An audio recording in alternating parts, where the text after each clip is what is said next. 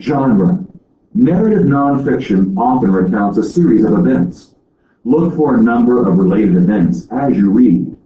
Into the Ice, the story of Arctic exploration by Lynn Curley.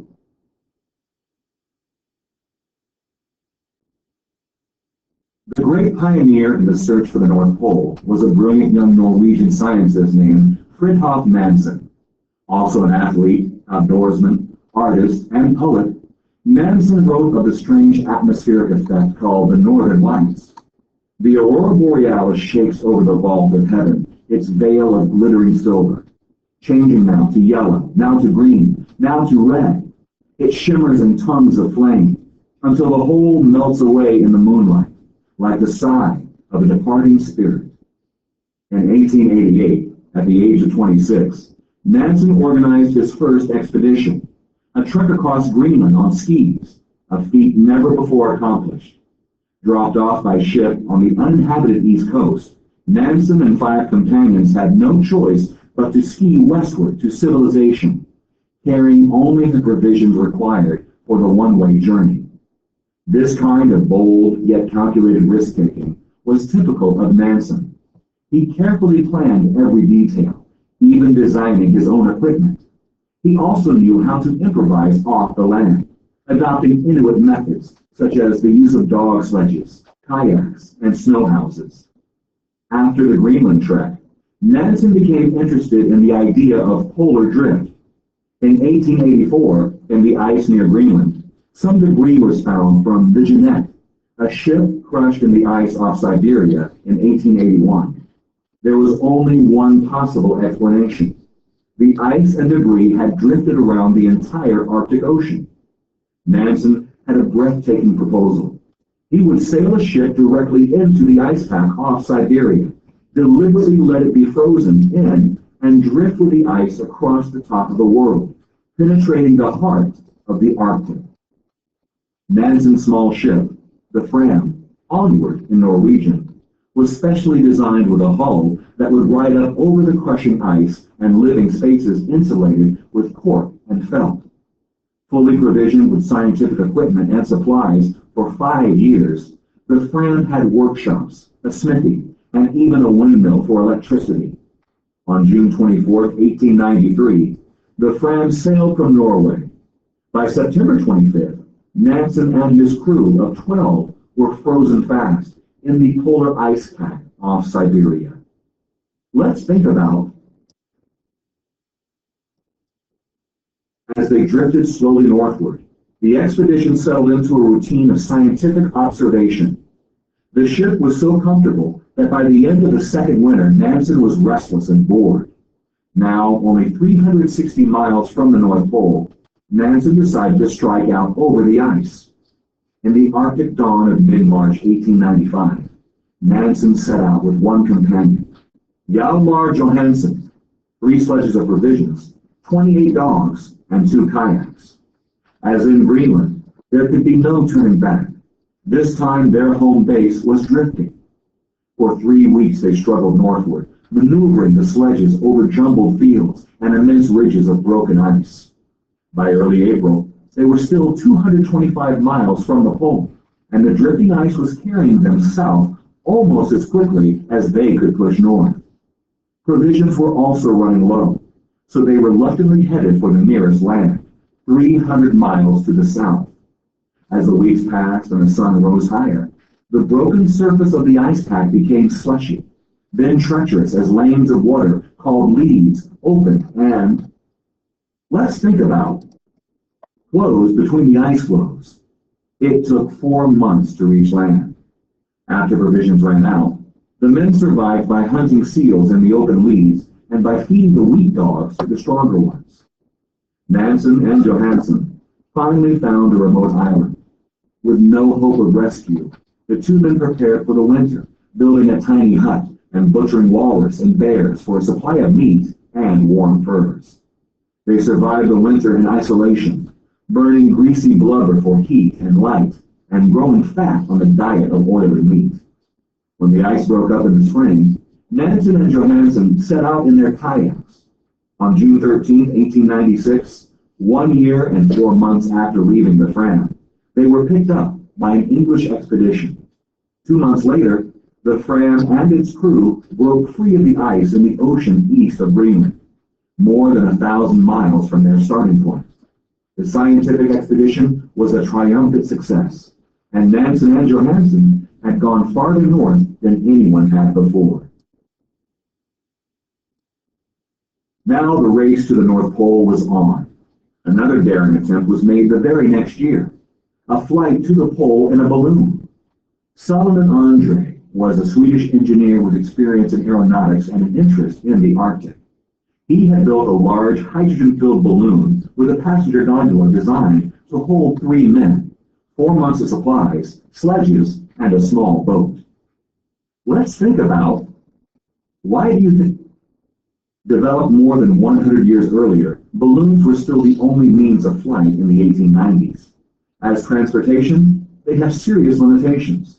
First, they cannot be steered, and second, they are sensitive to temperature changes. Andre tried to solve the first problem with a complicated system of sails and drag lines. He completely ignored the second problem, and the result was disastrous. In midsummer 1897, the Örnen, eagle in Swedish, lifted off from Spitsbergen, an island north of Norway.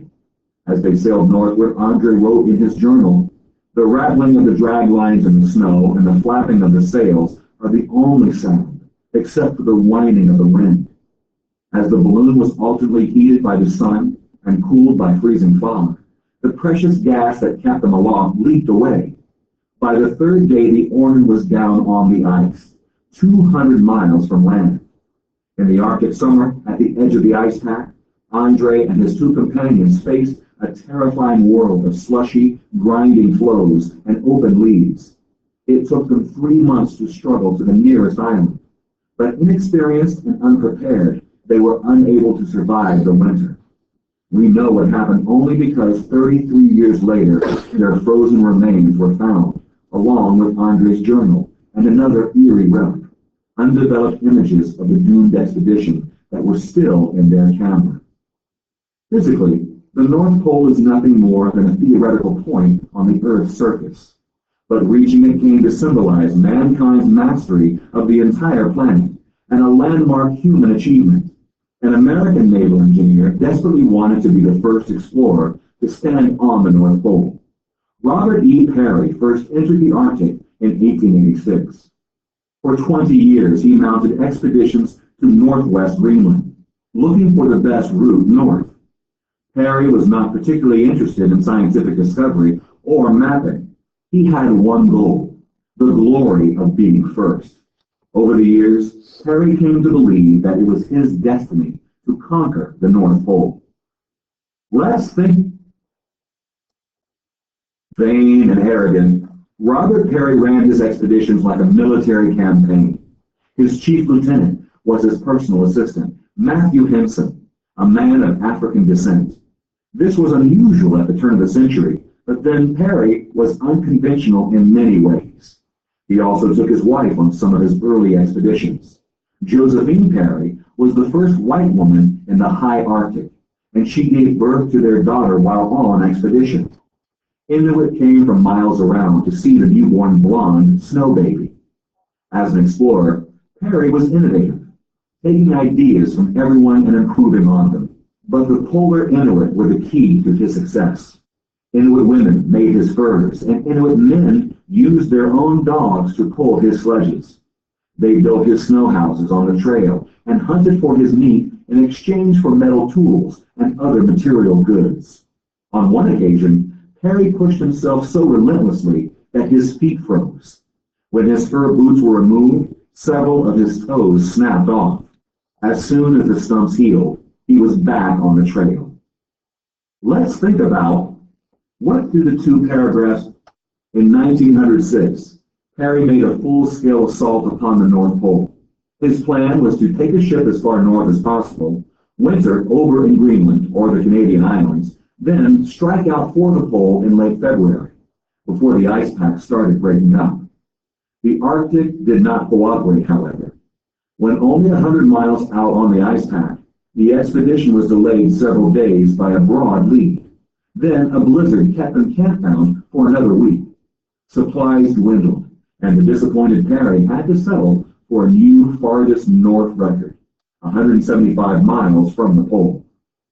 After another appeal to the men who financed his expeditions, Peary sailed from New York in July 1908 in the Roosevelt, named for Theodore Roosevelt, then President of the United States and the explorer's most enthusiastic supporter. Peary was 52 years old, and he knew that this was his last expedition.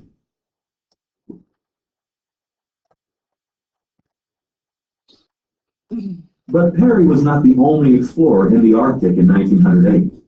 There was also Dr. Frederick A. Cook, a veteran of both the Arctic and the Antarctic, which was just then being explored. Cook had been the physician on one of Peary's earlier expeditions. Always jealous and overbearing, Peary had refused to allow Cook to publish an article about his experiences, and they had quarreled. Now the doctor was rumored to be thinking about his own attempt on the North Pole. Peary dismissed the rumors. He considered Cook an amateur, not in the same league as himself. On March 1st, 1909, Peary stood on the frozen shore of the Arctic Ocean and faced north. With him were 23 men, 19 sledges, and 133 dogs. For the next month, Matt Henson led out in front, breaking trail, while Peary rode a sledge in the rear, supervising the troops. Other sledges traveled back and forth, relaying tons of supplies northward, provisions for the return trip that were stored in snow houses strung out over almost 500 miles of floating, shifting ice. Everything had been carefully calculated, down to the sacrificing of weak dogs to feed the strong. For the final dash to the pole, Peary took only Henson and 3 Inuit. The entry in his diary for April 6, 1909 reads, "The pole at last. The prize of 3 centuries, my dream and ambition for 23 years, mine at last." Or was it? Peary came home to the stunning news that Dr. Cook had already returned, claiming to have reached the North Pole on April 21st, 1908, a year before Peary. In the investigations that followed, Peary accused Cook of lying, and it was demonstrated that Cook had lied once before when he claimed to have climbed Mount McKinley in Alaska, North America's highest peak. Lacking documentation or witnesses, except for 2 Inuit companions who said they were never out of sight of land, Cook's claim to have reached the pole was officially rejected. Let's think about. Then, incredibly, Peary was also unable to completely verify his own claim. The careful explorer was a sloppy navigator, and from his solar observations and daily journal, it was impossible to say that he had stood at the pole. Henson and the Inuit were unable to take solar readings, so it was Peary's word against Cook's. Commander Robert E. Peary was finally given the credit and made a rear admiral, but his great prize was tarnished, and he died in an embittered manner. As for Cook, he vowed until his dying day that he had reached the North Pole. In recent years, historical researchers have determined that neither man actually stepped foot on the northernmost point of the globe. The classic era of Arctic exploration ended with Peary. Attention then shifted to the Antarctic and to the South Pole, which Lowell and Munson reached in 1911. 3 years later, the world was at war, and most exploration was postponed. When it resumed in the 1920s, the world was a different place. Balloons were no longer the only means of flight, and several attempts were made to fly to the North Pole in small airplanes. For many years, Richard E. Byrd was given credit for the first successful flight, but his claim is now disputed. In 1926, Lowell and Munson flew across the entire Arctic Ocean in an Italian dirigible piloted by its designer, Umberto Novaio. The first person to stand at the North Pole, whose claim is undisputed, is Joseph Fletcher, a United States Air Force pilot who landed there in 1952. Arctic flights are great achievements, but they are achievements of technology somehow different from crossing nearly 500 miles of shifting ice by dog sledge and then returning. Although many people have now stood at the North Pole, No one has ever completed Peary's journey without being resupplied by plane or airlifted out. This map shows the routes of various Arctic explorers. Meet the author, Lynn Curley. Lynn Curley is a studio painter who exhibits his work in galleries and who along the way became a book creator. With my second book, he says, I began writing myself and started a series of nonfiction informational picture books which continues to this day.